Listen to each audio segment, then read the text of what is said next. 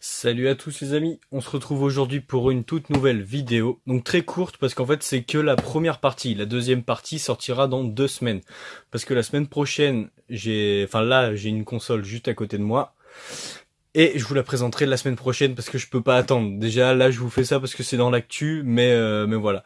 Donc le Toy-Con 3 de Nintendo Labo.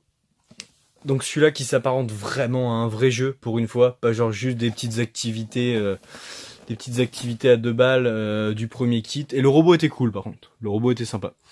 Mais on a vite fait le tour, mais voilà. Et celui-là je trouve qu'il s'apparente vraiment beaucoup plus à un vrai jeu. Voilà, donc on a un avion, une moto et un espèce de sous-marin bizarre qui qui doit pouvoir faire plein de trucs. Donc voilà, donc celui-là s'apparente vraiment à un vrai jeu je pense. Enfin je sais que celui-là je vais vraiment beaucoup plus m'amuser avec. Parce que les autres, j'y ai vraiment pas vraiment joué quoi.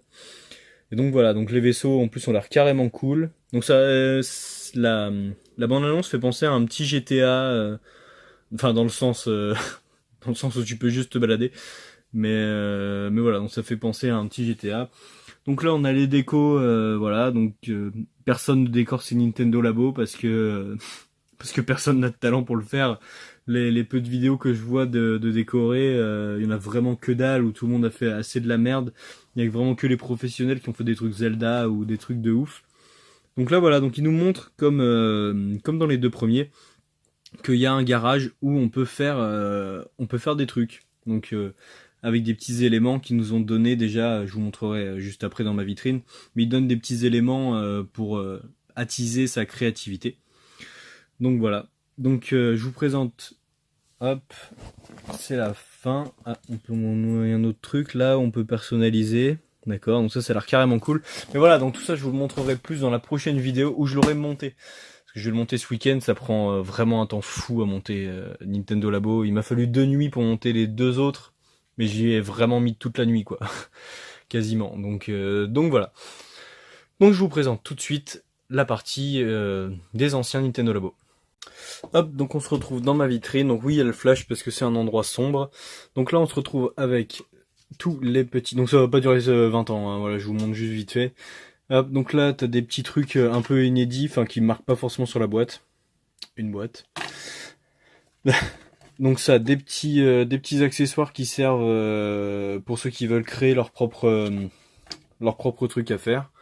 Donc voilà, donc là il y a des petits accessoires ici, hop, qui servent pour ça, la maison. Donc la maison, honnêtement, ça m'a vite saoulé, un petit bonhomme à torturer là, à noyer, à gaver de bonbons, c'était pas, c'était marrant 5 minutes. Donc ça, tout le monde l'a vu, tout le monde a cru que c'était un machin de ouf, parce que ça vibrait, les vibrations HD et compagnie. Ouais, j'y ai joué 2 minutes, c'était marrant. Donc le piano, ça j'y ai peut-être un petit peu plus joué, même si je sais pas en faire. Donc ouais, les touches sont tordues et pourtant j'ai vraiment plié droit quoi. Je me suis vraiment appliqué. Voilà. Donc là, on se retrouve avec la moto et la canne à pêche. Donc la moto, ce qui est cool, c'est qu'ils ont maintenant c'est utile pour Mario Kart, parce que le jeu en lui-même était pas foufou. Bah, c'était marrant, c'est un des trucs qui est quand même les plus aboutis de Nintendo Labo. Là, il y a un retour de force, il y a vraiment les gâchettes, donc ça c'est vraiment cool. Même la petite là derrière pour démarrer, donc c'est sympa. La canne à pêche c'est mon truc préféré. Vraiment je trouve que tout est trop bien fait. Le fait que le fil il revient, c'est dépliable, t'as le clic clic clic comme une vraie canne à pêche, donc ça c'est vraiment trop cool. Mais bon voilà, le premier kit c'était vraiment plus découverte familiale, pas ouf quoi. Voilà. Et ça, donc ça je vais pas le sortir parce que j'en ai chié à le mettre, mais ça c'est le robot, et c'est en fait c'est ce qui s'apparente le plus à un vrai jeu en fait, et c'est pour ça que j'attendais le Toy-Con 3, parce que le 3 comme je vous disais il s'apparente vraiment à un vrai jeu lui, donc c'est vraiment cool. Donc là on a 2 petites molettes, donc toutes les lanières et compagnie ils sont dedans, donc t'as vraiment l'air d'un con à 2h du matin dans ta chambre parce que t'es tout content d'avoir fini ton Toy-Con qui t'a pris toute la nuit. À faire des grands pas, des grands gestes, mais voilà, le jeu en lui-même il est cool. Donc les petites vis elles servent pour modifier ton robot, donc par en dessous et par au-dessus, par le côté du coup, et au-dessus ou en dessous, je sais plus. Et donc voilà.